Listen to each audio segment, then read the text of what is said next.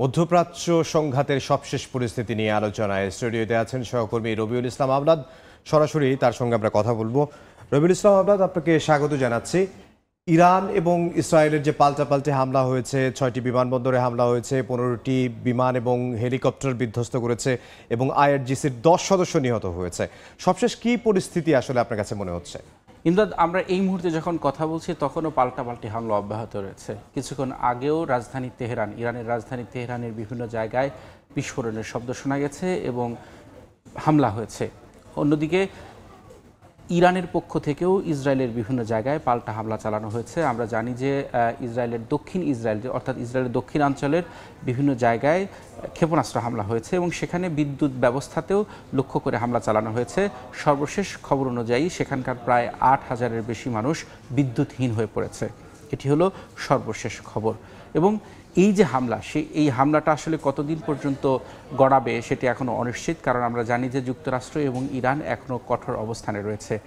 আমরা জানি যে মার্কিন প্রেসিডেন্ট ডোনাল্ড ট্রাম্প তেহরানে ইরানের যে 3টি পরমাণু স্থাপনা, সেই স্থাপনায় হামলা চালিয়েছে এবং এই হামলার পরে কিন্তু ক্ষয়ক্ষতির বিভিন্ন তথ্য আসছে।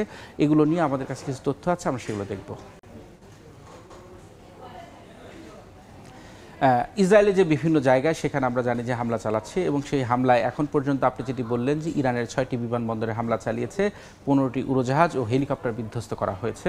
এটি তেহরানের তেল আবিবের পক্ষ থেকে দাবি করা হয়েছে। তবে হামলার বিষয়ে এখনও ইরানের পক্ষ থেকে আনুষ্ঠানিকভাবে ক্ষয়ক্ষতির বিষয়ে কোনো তথ্য বলা হয়নি।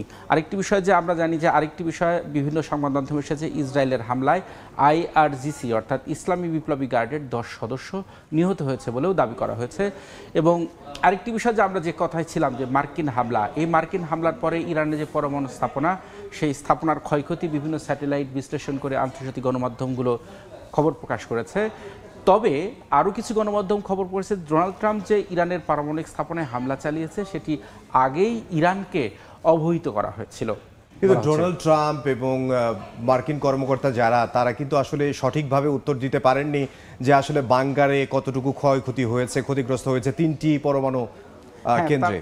তারা আসলে এখনো স্পষ্ট, কিন্তু তারা দাবি করেছে যে তারা যে লক্ষ্যে হামলা চালিয়েছে সেই লক্ষ্য পূরণ হয়েছে। অর্থাৎ বলা হচ্ছে যে ইরানের যে পরমাণু স্থাপনা সেটি তারা সম্পূর্ণ ধ্বংস করে দিয়েছে, এমন দাবি করা হচ্ছে। এবং এরই মধ্যে আমরা জানি যে ইরানি পররাষ্ট্রমন্ত্রী রুশ প্রেসিডেন্ট ভ্লাদিমির পুতিনের সঙ্গে বৈঠক করেছেন। গতকাল কি তিনি সংবাদ সম্মেলনে বলেছিলেন যে আজকে বৈঠক হওয়ার কথা? তিনি যখন রাশিয়া যাওয়ার আগে তিনি তুরস্কে সংবাদ সম্মেলন করেছেন এবং সেই সংবাদ সম্মেলনে তিনি যে মার্কিন হামলা, সেই হামলার নিন্দা জানিয়েছে এবং তিনি বলেছেন যে এর বিরুদ্ধে পাল্টা ব্যবস্থা নেব। এই পাল্টা ব্যবস্থার অংশ হিসেবে এখন পর্যন্ত আমরা জানি যে তারা হরমুজ প্রণালী বন্ধের হুঁশিয়ারি দিয়েছে এবং ইরানের যে পার্লামেন্ট, সেই পার্লামেন্ট অনুমোদনও দিয়েছে। তবে এটি জাতীয় নিরাপত্তা কাউন্সিলের উপর দায়িত্ব দেওয়া হয়েছে, তারাই চূড়ান্ত সিদ্ধান্ত নেবে। এবং এই হামলার পরে, এই হরমুজ প্রণালী বন্ধের হুমকির পরে যুক্তরাষ্ট্র কিন্তু সরাসরি চীনের দ্বারস্থ হয়েছে এবং তারা বলেছে যে যেন তারা ইরানের উপর চাপ প্রয়োগ করে। হ্যাঁ, আমরা দেখছিলাম যে হরমুজ প্রণালী আসলে বন্ধ হলে কি হবে এবং চীনের দ্বারস্থ হয়েছে যুক্তরাষ্ট্র এরই মধ্যে। তার আগে আমি আপনার কাছ থেকে যেই বিষয়টি জানতে চাইবো সেটি হচ্ছে, গতকালকে ইস্তাম্বুলে যে সংবাদ সম্মেলন করেছে ইরানের পররাষ্ট্রমন্ত্রী, সেখানে আল জাজিরার এক সাংবাদিক তাকে প্রশ্ন করেছিল যে আলোচনার পথ কি এখনো খোলা আছে কিনা। তো ইরানের পররাষ্ট্রমন্ত্রী বলেছে যে হ্যাঁ, ইরান সবসময়ই খোলা আছে আলোচনার পথ। এই আলোচনার পথ খোলা আছে যুদ্ধ বন্ধের জন্য, সেটার জন্যই কি ভ্লাদিমির পুতিনের সঙ্গে আজকে বৈঠক করলেন তিনি? আসলে এমদাদ, ইরান কিন্তু আলোচনাতেই ছিল, কখনোই আলোচনার বাইরে যায়নি। আমরা জানি যে যখন ইসরায়েল প্রথমে হামলা চালালো ইরানের মাটিতে, ঠিক তখনও কিন্তু যুক্তরাষ্ট্রের সাথে কিন্তু আলোচনা অব্যাহত ছিল এবং এই যে সংঘাত চলছে সেই সংঘাতের মধ্যেও কিন্তু ইউরোপের যে দেশগুলো রয়েছে, ফ্রান্স, ইতালি এবং ইউরোপের যে E3 বলা হচ্ছে, ব্রিটেন সহ, এবং সেই দেশগুলোর সঙ্গে কিন্তু জেনেভায় বৈঠক হয়েছে। সেই বৈঠকের পরপরই কিন্তু মার্কিন প্রেসিডেন্ট ডোনাল্ড ট্রাম্প কিন্তু ইরানের পারমাণবিক স্থাপনায় হামলা করলো। অর্থাৎ আপনি যেটা বলছেন সেটি হলো যে ইরান কিন্তু আলোচনায় রাজি এবং তারা আলোচনায় থাকতে চায়, আলোচনার মাধ্যমে সংকট সমাধান করতে চায়, এমনটি তারা দাবি করেছে। আবার যুক্তরাষ্ট্র বা পশ্চিমা দেশগুলোর পক্ষ থেকে দাবি করা হচ্ছে আলোচনা তখনই ফলপ্রসূ হবে যখন ইরান পরমাণু অস্ত্র বা পরমাণু শক্তি ত্যাগ করবে। এবং হরমুজ প্রণালী নিয়ে আমরা আরও কিছু আলোচনা করবো, সেই তথ্যগুলো আমরা দেখে আসি।